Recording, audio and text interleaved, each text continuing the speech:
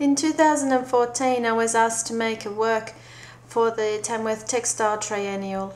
It had the theme of collaboration.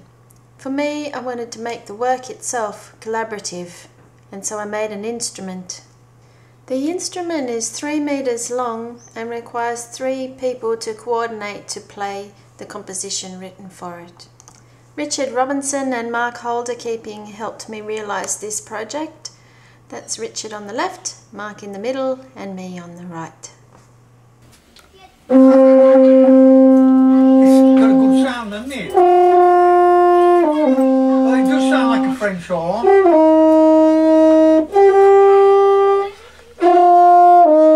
But he's got good lungs, you see. He's got good lungs. Mine full of asbestos.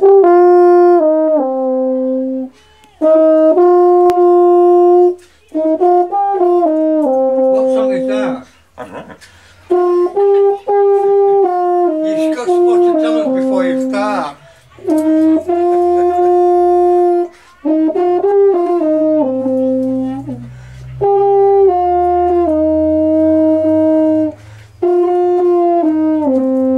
I have seen the lungs inflating then.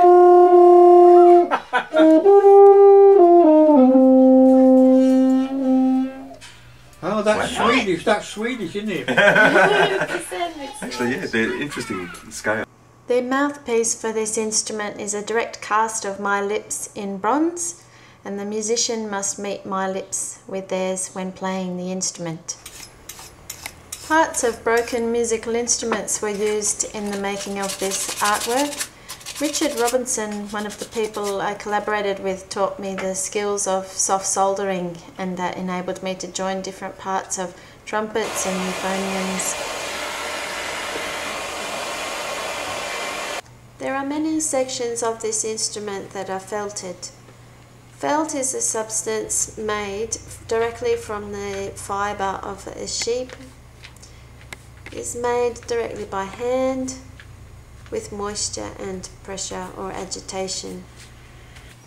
The wool is laid out upon a resist shape, which is calculated for a particular size shrinkage, usually around 50%. I enjoy making felt. It's a very tactile experience, a very physical experience. There are no machines, no tools, you're in direct contact with the fibres. It is also a craft that has remained virtually unchanged for thousands of years, and I enjoy feeling connected to that past history of humankind. Felt is also a material that is found inside many musical instruments. I find it interesting to be making an instrument that will have the felt on the outside, exposed.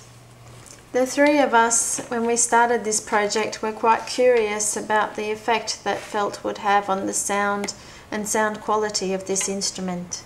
After the wool is laid out, water and soap are added, and I begin agitating the fibres, massaging them with my hand, and each fibre will respond to this by moving in tiny circles, and they get in a big tangle with each other and map together to form a felt.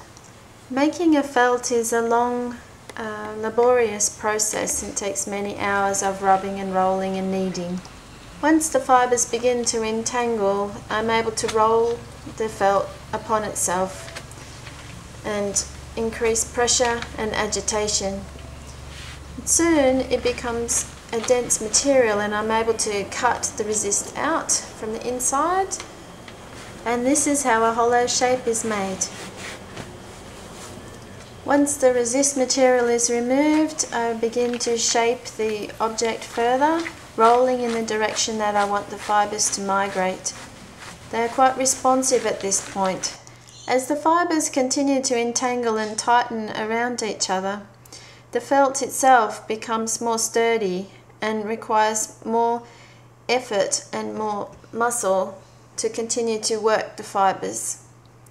The later stage of felting is called fulling, and I use my fulling board in that process, warming up the felt and putting it under increasing amounts of pressure and agitation.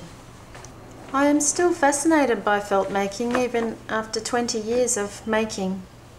When the felt is finished, it's quite a remarkable transformation from the soft fibres that we wrapped around the resist at the beginning of the process.